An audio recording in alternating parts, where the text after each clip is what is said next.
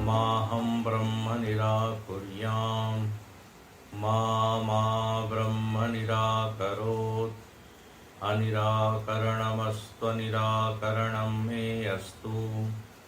तदात्मनि निरतेय उपनिषत्सु धर्माः ते मयि सन्तु ते मयि सन्तु।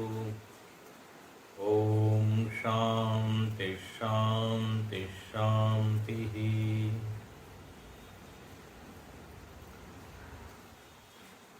आख्यायिका के पश्चात अब यहाँ श्रुति माता उपासना का प्रकरण प्रारंभ करती है। मंत्र क्रमांक 4 है, पेज नंबर 100 पर है। इसको हम पढ़ते हैं। तस्यैष आदेशः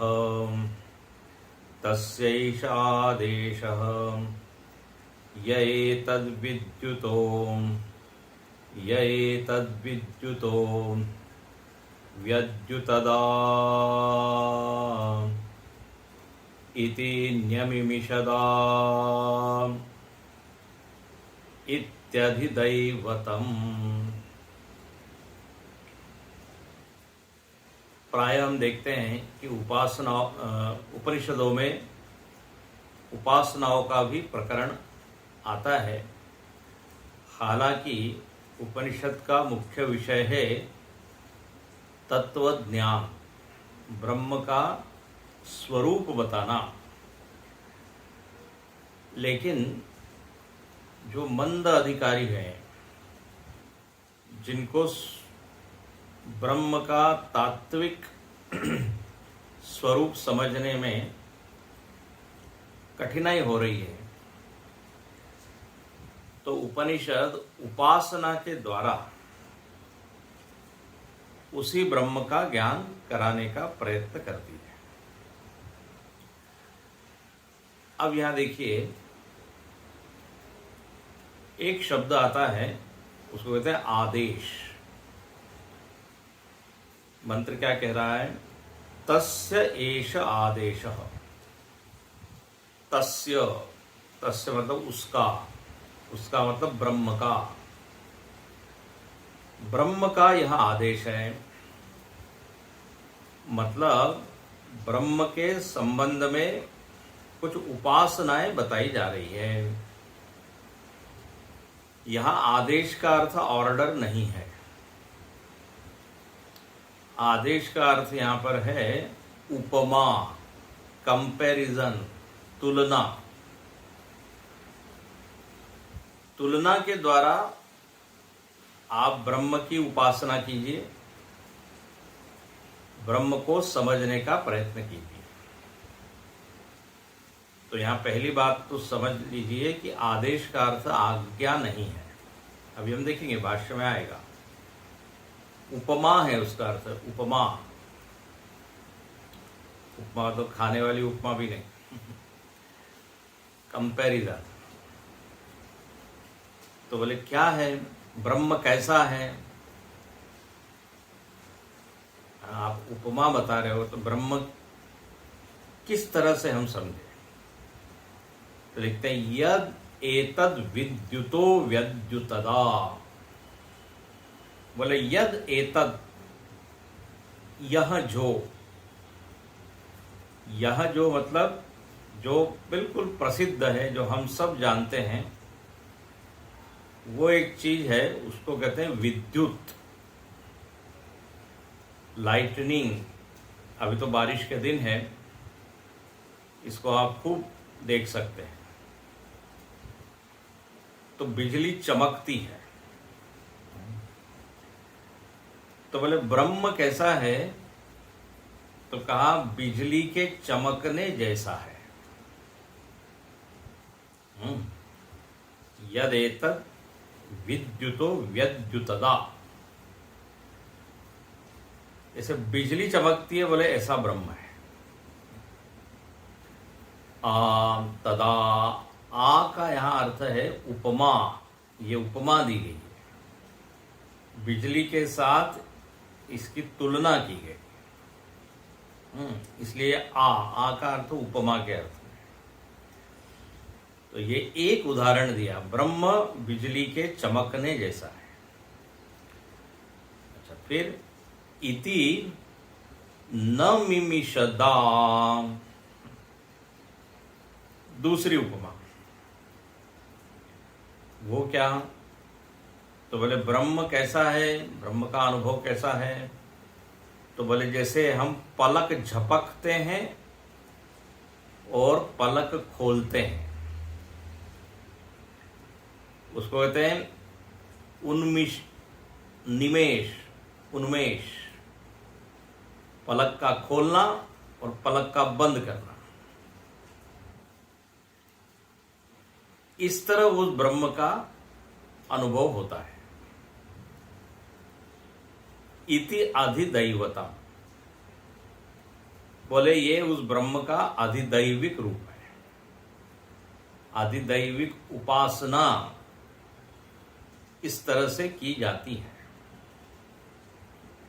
अब ये मंत्र क्या कह रहा है? तो यहां दो उदाहरणों के द्वारा ब्रह्म का ज्ञान हमको कराया, ब्रह्म की अनुभूति कैसे होती है। तो भाष्य के द्वारा इसको अच्छे से समझते हैं, एकदम बढ़िया से समझ में आ जाएगा। तो बोले तस्य एष आदेश,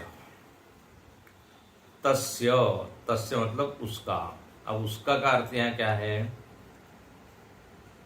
तो कहते हैं प्रकृतस्य ब्रह्मणः, उसके बारे में एक आदेश है। उसके बारे में, तो किसके बारे में? तो तुरंत तस्य का ऊपर भाष्य लिखते हैं प्रकृत ब्रह्म का, प्रकृत ब्रह्म के बारे में आदेश है। अब ये जो तस्य शब्द है ये सर्वनाम है उसका। तो अब सर्वनाम है तो उसके पहले जिसका वर्णन हो चुका है उसी के लिए सर्वनाम का प्रयोग होता है। जैसे हमने कहा रमेश स्टेशन पर आ गया है, उसका सामान लेके आओ। तो अब जैसे ही आपने उसका बोला तो उसका मतलब क्या हुआ? रमेश का। पूर्व उल्लेखित जो नाम है उसी का स्मारक है, उसी का याद कराता है। उसका मतलब और किसी गणेश का, सुरेश का नहीं, क्योंकि उसके पहले किसका वर्णन हुआ है? रमेश का। तो ऐसे ही उसका आदेश है, तो उसका मतलब ब्रह्म का, क्योंकि ब्रह्म का ही पीछे वर्णन हुआ है। अच्छा, यहां पर एक और शब्द डालते हैं प्रकृतस्य ब्रह्मण, जिस ब्रह्म का प्रकरण चल रहा है उसी के बारे में आदेश है। मतलब ब्रह्म भी अलग अलग प्रकार के हैं क्या? बोले हाँ, यहां पर जिस ब्रह्म का प्रकरण चल रहा था वो है सगुण ब्रह्म। उस ब्रह्म के बारे में यहां आप आदेश बता रहे हैं जिसकी चर्चा पीछे हुई, जो देवताओं के सामने प्रकट हुआ, जिसको अभिमान अच्छा नहीं लगता है, जो देवताओं की महिमा का कारण बना, जो दैवी वृत्ति की वालों की मदद करता है, जो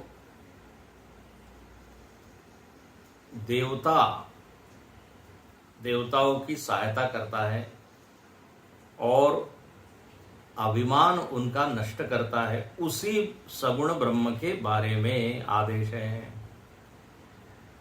इसलिए कि भाष्यकार बिल्कुल सटीक अर्थ करते हैं। तस्य एष आदेश, तस्य कस्य? प्रकृतस्य ब्रह्म, जो परमात्मा, जिसको आप राम, कृष्ण, शिव जो कह सकते हैं, उस सगुण ब्रह्म की चर्चा जो उस कथा में आई थी, जो प्रकट हुआ था, जिसको वायु और अग्नि तो पहचान नहीं पाए थे, इंद्र ने ही पहचाना, वो भी उमा पार्वती के मदद से। बोले वही ब्रह्म के बारे में आदेश है। अच्छा, अब आदेश का अर्थ क्या है? तो पहले तो ये बुद्धि से निकाल दीजिए कि आदेश का अर्थ यहाँ ऑर्डर या आज्ञा वो बिल्कुल नहीं है। क्योंकि वो अर्थ आप लेके चलेंगे तो आगे के मंत्र में कोई ऑर्डर तो है नहीं, संगति ही नहीं लगेगी। आदेश शब्द का अर्थ हमने जो समझा हुआ है वो यहाँ लगाएंगे तो बिल्कुल कुछ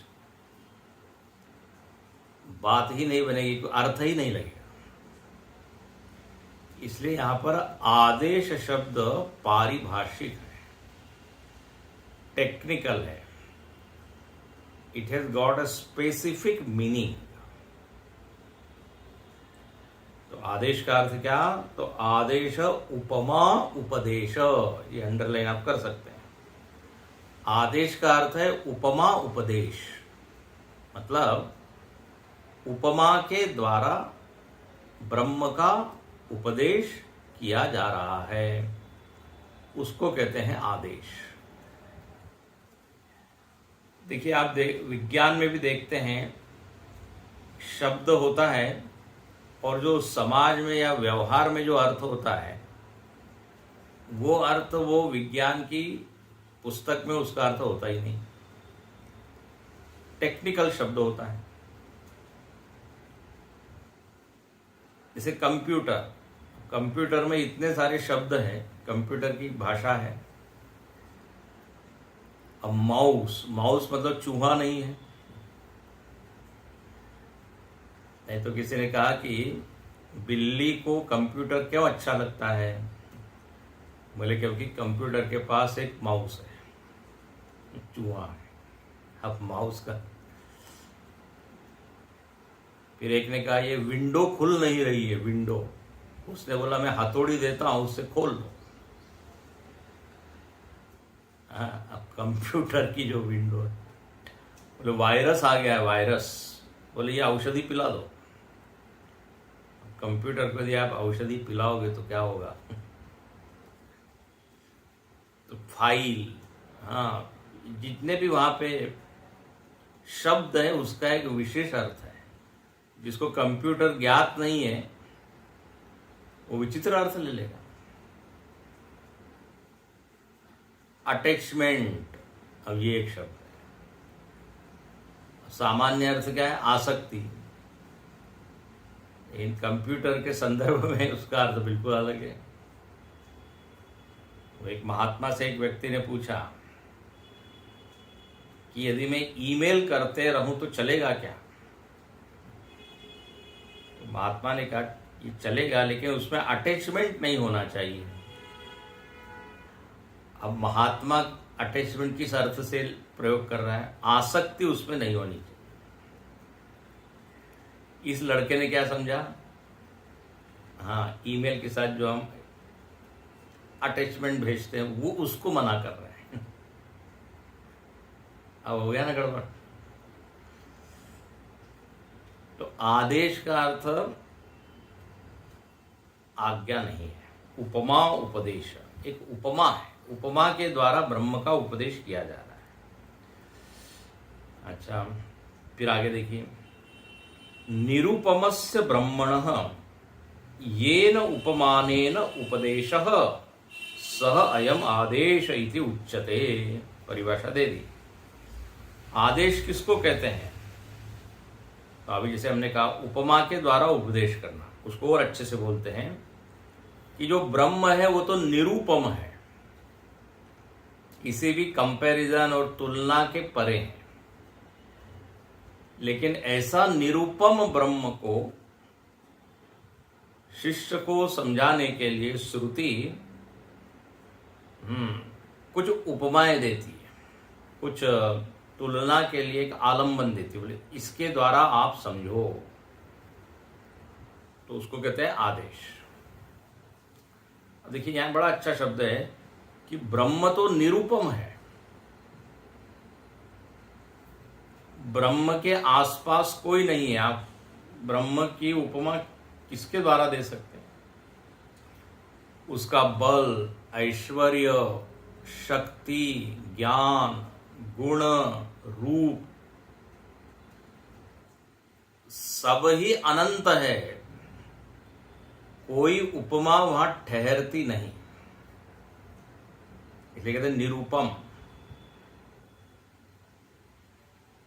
भगवान का मुख कैसा है तो बोले चंद्रमा की तरह। अरे बोले चंद्रमा कहाँ और भगवान कहाँ? चंद्रमा में तो दाग है, उसमें तो घटता बढ़ता है, और चंद्रमा के बाद तो रिफ्लेक्टेड ग्लोरी है उसकी, खुद की तो कोई खुद का प्रकाश है ही नहीं। तो कहां से आप तुलना कर रहे हैं? बोले सूर्य के समान है। सूर्य के समान तो है, लेकिन सूर्य में तो तेज है, कभी कभी जलाता है वो। तो भगवान का दर्शन तो ऐसा जलाने वाला नहीं है। तो आप जो भी उपमा दोगे उसमें कोई ना कोई कमी ही रह जाएगी। इसलिए क्या लिखते हैं? निरूपमस्य ब्रह्मण, उसका बल हाथियों के बराबर है, 10,000 हाथी के बराबर, ऐसा कई बार आता है। भीम की भुजाओं में कितना बल है? बोले 10,000 हाथी। तो भीम के लिए तो ठीक है, लेकिन भगवान का बल कितना है? तो कोई तुलना नहीं है। लेकिन उपमानेन उपदेश, लेकिन अब कुछ तो आलम्बन, कुछ तो आधार दीजिए ताकि हम ब्रह्म को समझ सके। इसलिए अब यहां श्रुति कहती है कि देखो ब्रह्म को समझना है तो ऐसा है। तो यहां उपमा क्या दी? तो बोले यद एतद विद्युतो व्यद्युतदा। तो यहां पर कहते हैं किम, क्या उपमा है? भाष्य में देखिए किम, तो बोले तद यद एतद। अब यद एतद ये श्रुति का शब्द है, तो उसके आगे तुरंत लिखते हैं प्रसिद्धम लोके। बोले यह जो, श्रुति ने क्या कहा? यह जो विद्युत का चमकना है, तो यह जो के ऊपर भाष्य क्या लिखा? प्रसिद्धम। यह जो, देखो देखो अभी आपने बिजली देखी, यह जो चमकी हुई बिजली, चमकती हुई, ब्रह्म का भी रूप ऐसा ही है। तो यद एतद मतलब प्रसिद्धम लोके। अब देखिए जब उपमा दी जाती है ना, उपमा, तो उपमा में 3 चीज होती है। एक होता है उपमान, जिसके जरिए आप विषय को समझा रहे हैं, उसको कहते हैं उपमान। और जिसको समझाया जा रहा है उसको कहते हैं उपमेय। अब यहां उपमेय क्या है? ब्रह्म। ब्रह्म उपमेय, ब्रह्म को समझाया जा रहा है। किसके द्वारा? तो बोले बिजली के द्वारा। तो बिजली क्या हो गई? उपमान। तो ये 2 शब्द है, उपमेय और उपमान। जिसको समझाना है उसको तो उपमेय, जिसके द्वारा समझाया जा रहा है उपमान। और तीसरी एक चीज होती है, उसको कहते हैं साधर्म्य। साधर्म्य मतलब समानता। भगवान की आंखें कमल की तरह है, तो क्या समानता है? कुछ समानता होनी चाहिए। तो बोले कमल सुंदर है, तो भगवान की आंख भी सुंदर है, ये साधर्म्य हुआ। कोमलता है, तो भगवान की आंख भी कोमल है। समानता के बिना तो उपमा कोई हो नहीं सकती। अब एक उदाहरण हम देते हैं, रामायण में आता है, पीपर पात सरिस मन डोरा या डोला। दशरथ जी का मन डोला, हिला। बोले कैसे? तो बोले जैसे पीपल का पत्ता। पीपल का पत्ता। अब आपने देखा होगा पीपल के जो पेड़ होते हैं बड़े चंचल होते हैं, थोड़ी सी हवा चलेगी फड़ फड़ फड़ फड़ एकदम आवाज आने लगता है, ऐसा लगता है बहुत बड़ा तूफान आ गया कि क्या। बहुत चंचल होते हैं।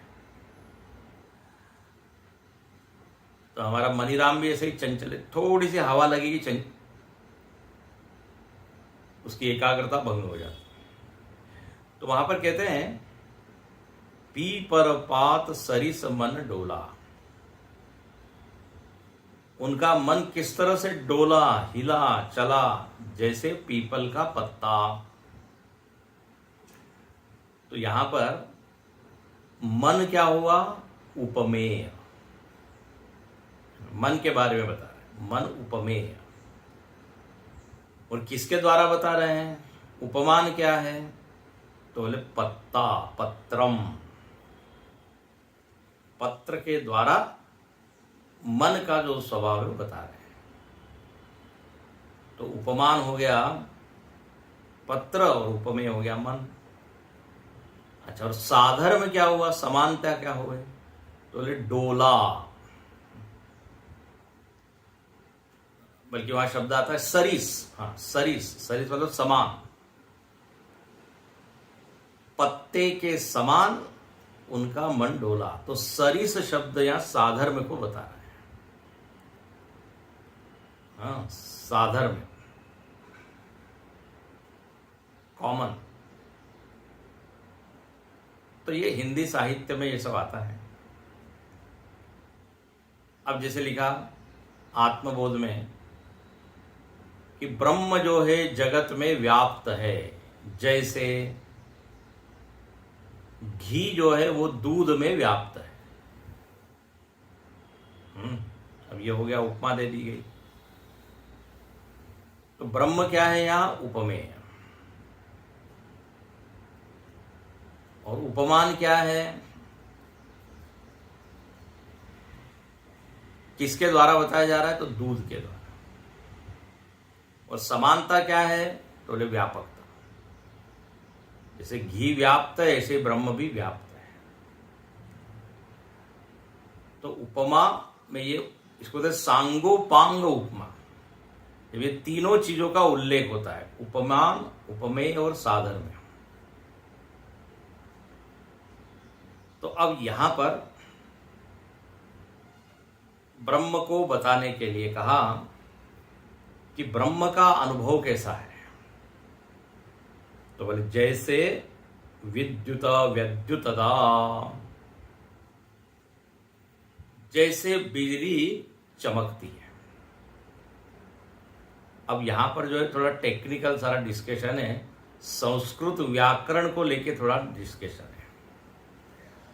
ये व्यद्युत शब्द को लेके यहां भाष्यकार थोड़ी सी चर्चा करते हैं।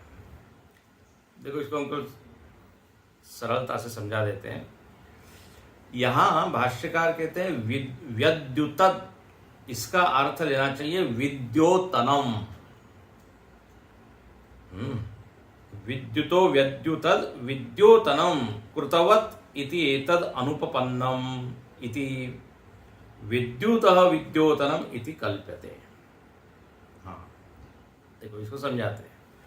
यहां पर यदि आप शाब्दिक अर्थ लें तो क्या अर्थ है? बोले ब्रह्म कैसा है? तो बोले जैसे बिजली चमकी, बिजली ने प्रकाश किया, ऐसे ही ब्रह्म ने प्रकाश किया। वो देवताओं के सामने देखो ब्रह्म कैसा, ऐसा ही प्रकाशित हो गया जैसे बिजली प्रकाशित होती है। अब यहां पे थोड़ा संस्कृत व्याकरण के हिसाब से यहां भाष्यकार कहते हैं, समझ में आया तो ठीक है, नहीं तो छोड़ दीजिए। यहां पर कहते हैं कि देखो बिजली चमकी या बिजली ने प्रकाश किया,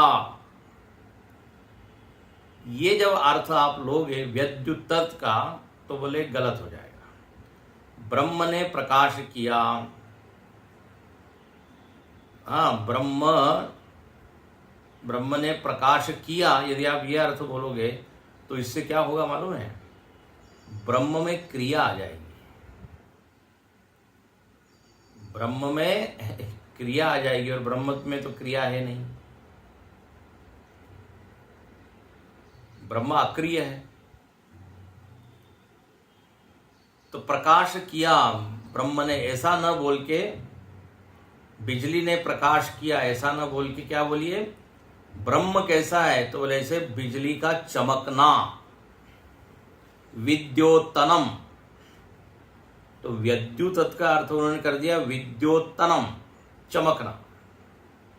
चमका ये नहीं, प्रकाशित किया ये नहीं, चमकना। बोले दोनों तो एकदम पास में ही लग रहे हैं, क्या फर्क है? दोनों में फर्क है। देखो उदाहरण देते हैं।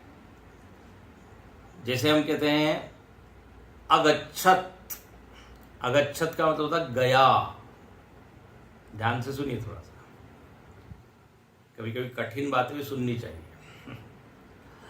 तो अगच्छत मतलब होता है गया। अब गया मतलब क्या हुआ, एक क्रिया हो रही थी और वो खत्म हो गई, अगच्छ। सह अगच्छत, स विद्यालयम अगच्छत, वो गया। और एक दूसरा शब्द होता है गमनम। गमनम मतलब जाना। ये जो गमनम शब्द है ये भाववाची शब्द है, जाना। अब जाना ये शब्द में क्या संकेत होता है कि उसमें जाने की शक्ति है, पोटेंशियल है। जिसे हम क्या कहते हैं, उस व्यक्ति का पढ़ना देखो, पठनम। एक होता है पठती, अपठत, पढ़ रहा है, पढ़ा। और एक होता है पढ़ना, है ना, गमनम, दर्शनम, पठनम। और एक होता है अपठत, अगच्छत। दोनों में फर्क है। फर्क ये है, एक में क्रिया हुई, क्रिया खत्म हो गई, ये बात आती है, और दूसरे में केवल भाववाची। तो दिखाना ये चाह रहा है कि ब्रह्म में कोई क्रिया नहीं है, कि वो चमकता है नहीं चमकता है, वो एक सा चमक रहा है। सूर्य ने प्रकाशित किया ऐसा नहीं। क्या बोलेंगे, सूर्य चमक रहा है, बस चमकना। थोड़ा सा डिफिकल्ट है। तो यहां भाष्यकार वो व्यद्युत शब्द से थोड़ा जूझते हैं। बोले व्यद्युत में क्या हो रहा है, क्रिया हो रही है, और ब्रह्म में क्रिया हुआ है नहीं। वो प्रकाश रूप है, ध्यान रखना, प्रकाश स्वरूप है। कोई प्रकाश करने की क्रिया उसमें नहीं हो रही है। वो प्रकाश क्रिया का कर्ता नहीं है। तो ये थोड़ा सा व्याकरण को लेके यहां क्या है। तो व्यद्युत मतलब विद्योतनम। तो आप सीधा अर्थ कर लीजिए कि ब्रह्म कैसा है, जैसे बिजली का चमकना। बस इतना भी आप समझ जाए तो ठीक है।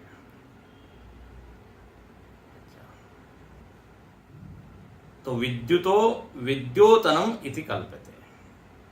विद्योतनम ये लेना चाहिए। आ इति उपमार्थ। अब ये जो आ आया ना, आ ये प्लुत है, तो ये उपमा के लिए। देवताओं के सामने ब्रह्म कैसा प्रकट हुआ, जैसे बिजली का चमकना। अब ये अर्थ हो गया। आ इति उपमार्थ।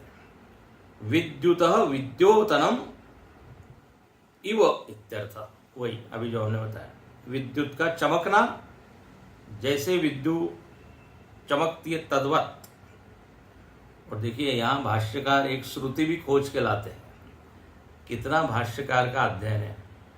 बोले अन्य जगह लिखा भी है, यथा सकृत विद्युतम इति श्रुत्यंतरे च। बोले ब्रह्म का ज्ञान कैसे होता है, ब्रह्म का अनुभव कैसे होता है, तो बोले जैसे एकदम विद्युत चमकती है तद्वत, ऐसा अन्य श्रुति ने कहा है। इति श्रुत्यंतरे च दर्शनात् विद्युत इव ही सकृत आत्मानं दर्शयित्वा तिरोभूतम ब्रह्म देवेभ्य। बहुत सुंदर। बोले जैसे वो बिजली सकृत एक बार चमकती है, सकृत मतलब एक बार चमकती है और तिरोभूत हो जाती है, गायब हो जाती है। रामायण में वर्णन है, जब राम जी प्रवर्षण पर्वत पर रहते हैं 4 महीने के लिए, बारिश का मौसम है और अलग अलग दृश्यों को देखते हैं और उनको याद आती है शास्त्रों के सिद्धांतों की, व्यवहार की बातें उनको याद आती है। तो वहां जब उन्होंने देखी बिजली चमकी तो उनको क्या याद आई? तो बोले दामिनी दमक रहे घन माही, खल के प्रीति जथा थिर नाही। बहुत सुंदर। बोले बिजली चमकी और गायब हो गई, ये ऐसा ही लग रहा है जैसे दुष्ट लोगों का प्रेम एक क्षण होता है, दूसरे क्षण नमस्ते हम नहीं समझते, भूल जाते हैं। तो देखो वहां पे ये बिजली के उदाहरण से उन्होंने ये समझा, बूंद अघात सहई गिरी कैसे, खल के वचन संत सहजे से। पर्वत पर बारिश हो रही है लेकिन पर्वत अचल है। भगवान को याद आती संतों की। बोले संतों के ऊपर बौछार होती है, बारिश होती है दुष्ट लोगों के वचनों की, लेकिन वो संत अचल अडिग बने रहते हैं जैसे पर्वत। बहुत सुंदर सुंदर वहां उपमाएं। तो यहां पर चूंकि ब्रह्म की चर्चा चल रही है, इसलिए यहां कहते हैं वो देवताओं के सामने वो ब्रह्म आया और तिरोभूत हो गया। विद्युत इव सकृदात्मानं दर्शयित्वा तिरोभूतम ब्रह्म देवेभ्य। और भाष्यकार एक और वाक्य लिखते हैं, अथवा विद्युत तेज इति अध्याहार्यम। बोले विद्युत का तेज, तेज शब्द का अध्याहार करना चाहिए। अब ये फिर संस्कृत की बात है, अध्याहार मतलब बीच में डाल देना चाहिए।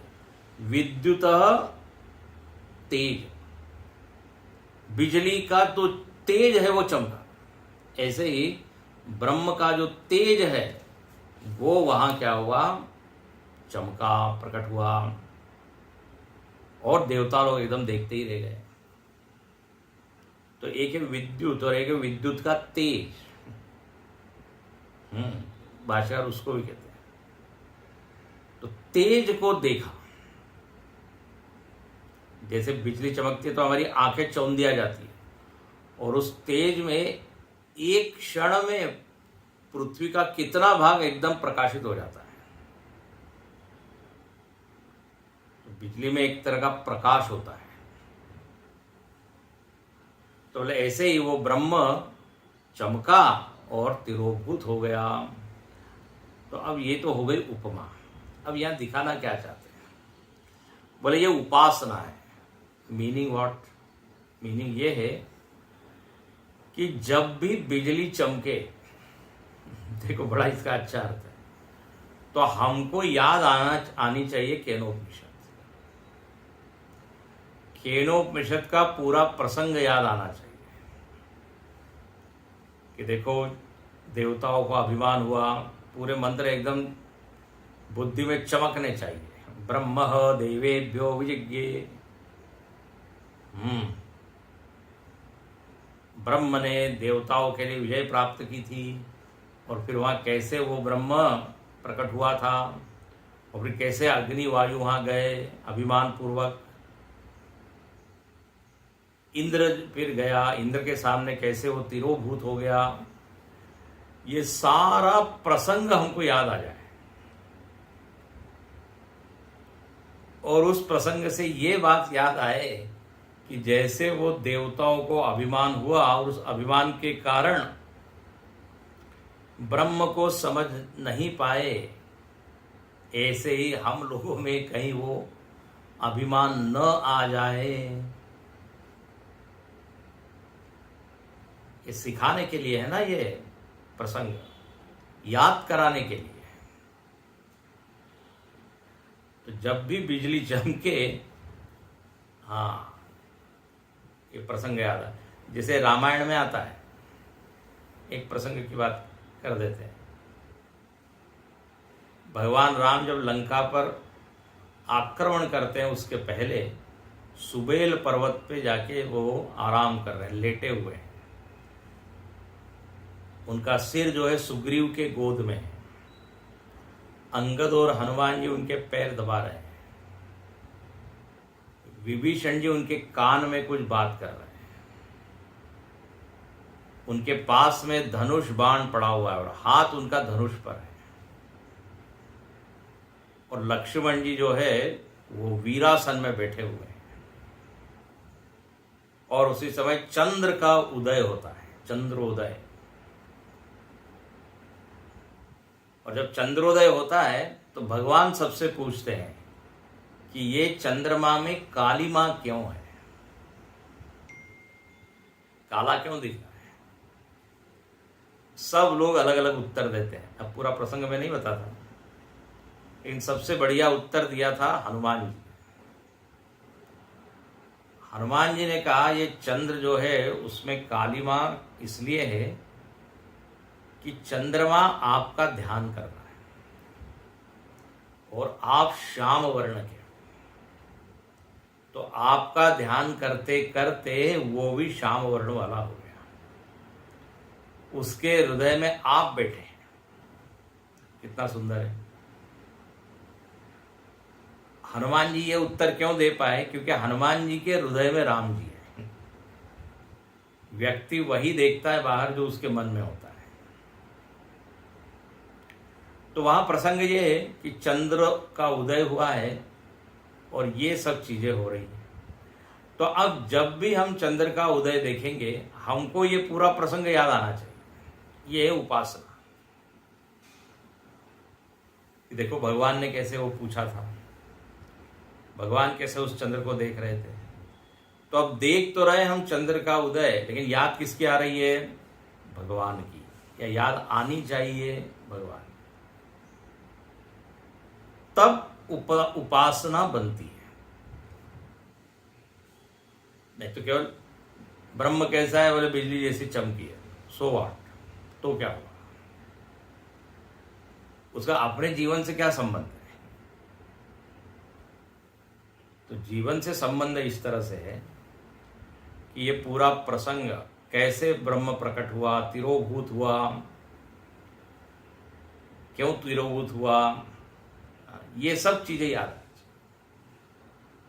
उपासना का अर्थ क्या होता है? भगवान के निकट जाना, अपने मन को भगवान के पास ले जाना। तो ये जो बिजली है, ये बिजली एक आलंबन है, ध्यान रखना। ये उपमा है, आधार है। उसके द्वारा याद हमको करना है उस ब्रह्म की। इस तरह यहां पे इसका अर्थ लेना चाहिए, क्योंकि हमने पहले बोला ये उपासना का प्रकरण है, भक्ति का प्रकरण है। जिसको ब्रह्म सीधे सीधे समझ में नहीं आया, उसके लिए ये प्रकरण है। इस तरह से उसको समझना है। तो व्यद्युतद विद्योतितवत् आ इवो।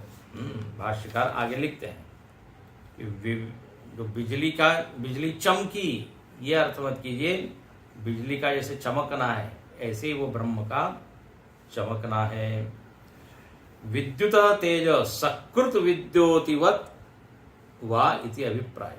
सकृत मतलब एक बार, जैसे बिजली एक क्षण में एक बार ही चमकती है और फिर तिरोभूत हो जाती है, ऐसे ही वहां पर ब्रह्म भी क्या हुआ? बार बार नहीं आया, प्रकट हुआ और तिरोभूत हो गया। अब इंद्र जो है खोज रहा है किधर गया किधर गया। तो ऐसा नहीं कि फिर वो आया और फिर तिरोभूत हुआ।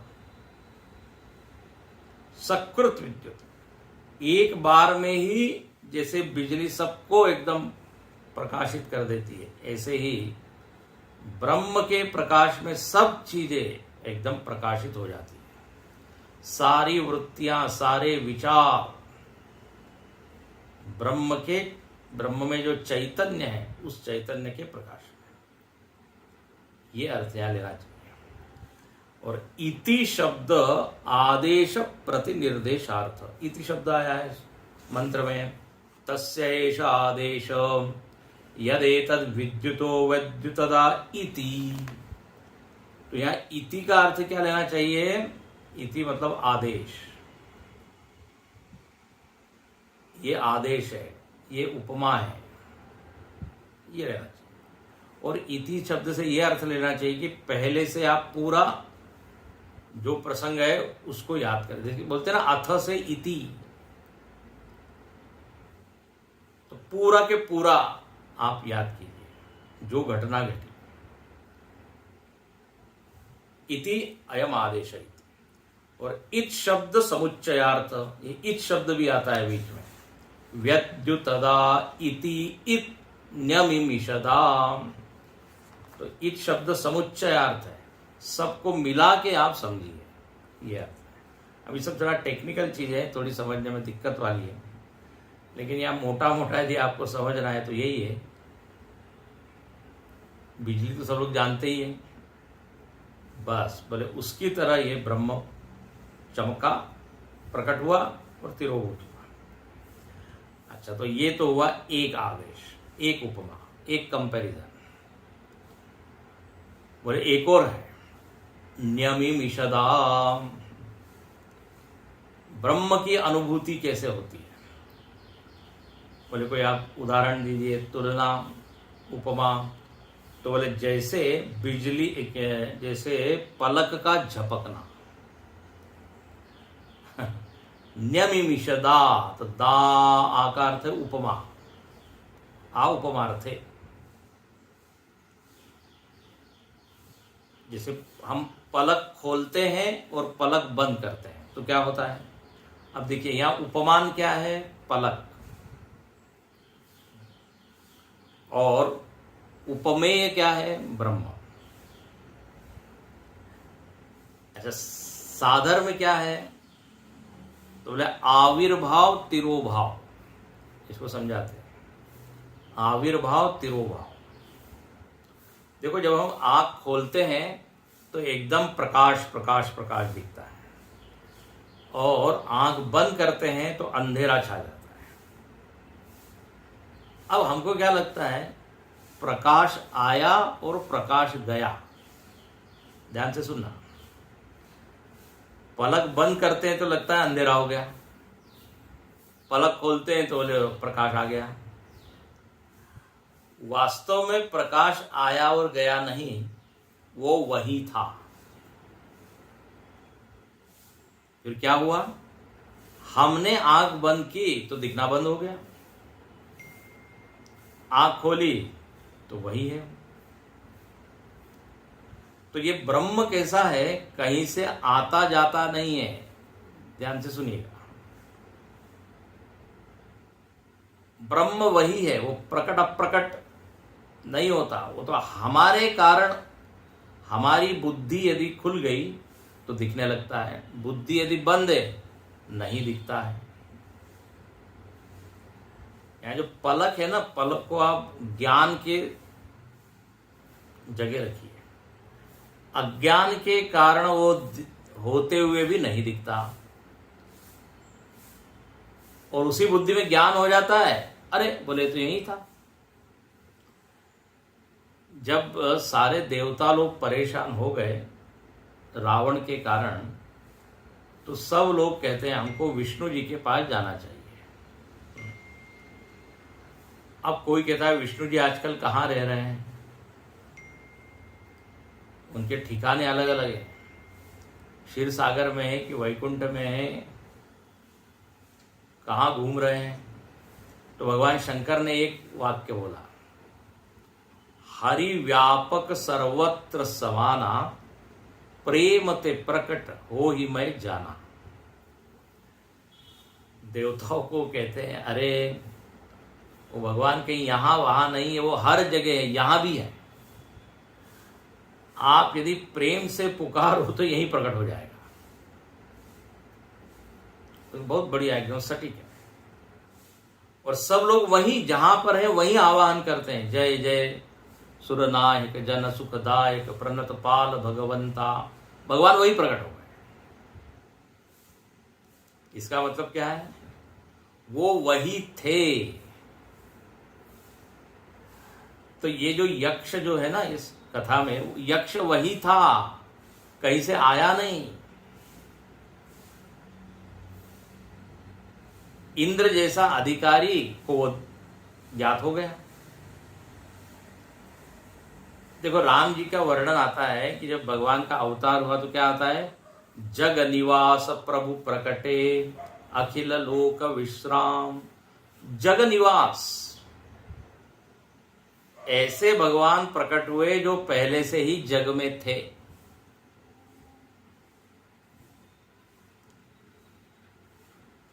केवल क्या है, हमारे आंखें बंद है, इस कारण वो दिखता नहीं। घूंघट के पट खोल रे तुझे पिया मिलेंगे, कबीरदास जी कहते हैं। घूंघट के पट खोल, बुद्धि के पट खोल, यही मतलब। यहां पे उदाहरण दिया, आंख खोल। अब सूर्य नहीं है, कोई कह रहा है अरे क्या सूर्य नहीं है, इतना बढ़िया चमक रहा है, आंख खोलो। गुरुदेव का भी वाक्य है, बोले यदि आंख आपने बंद की तो अंधेरा तो बिल्कुल अंधेरा का ही अनुभव होते रहेगा, कहीं आपको प्रकाश का अनुभव होगा नहीं। प्रकाश है, उसको कहीं से लाना नहीं है। हमारे लिए वो आविर्भूत तिरोभूत होता है, क्योंकि हम पलक बंद करते हैं, खोलते हैं। तो यहां पर दिखाया क्या जा रहा है कि यदि ज्ञान और अज्ञान हो, दो स्थितियां हैं। अज्ञान हो तो सामने होते हुए भी नहीं दिखता, ज्ञान हो तो दिखने लगता है। इस तरह यहां पर पलक के उदाहरण से समझाया। जब ये वायु अग्नि इंद्र को ज्ञान हो गया तो उनका अभिमान पूरा खत्म हो गया और उनको समझ में आ गया कि सारी विजय तो ब्रह्म की है, और वो ब्रह्म वही था, वो प्रकट हो गया। ऐसा नहीं कि वो रथ में चढ़ के आया कहीं से, उसने बढ़िया ड्रेस धारण किया, मेकअप किया, हाथ पैर धोए, फिर आके खड़ा हुआ। He was there only, manifest हो गया। तो ऐसा यहां लिखते हैं। तो इस तरह से आप उस ब्रह्म को समझिए। थोड़ा ये समझने में डिफिकल्ट है, लेकिन थोड़ा विचार करने पे पकड़ में आएगी बात।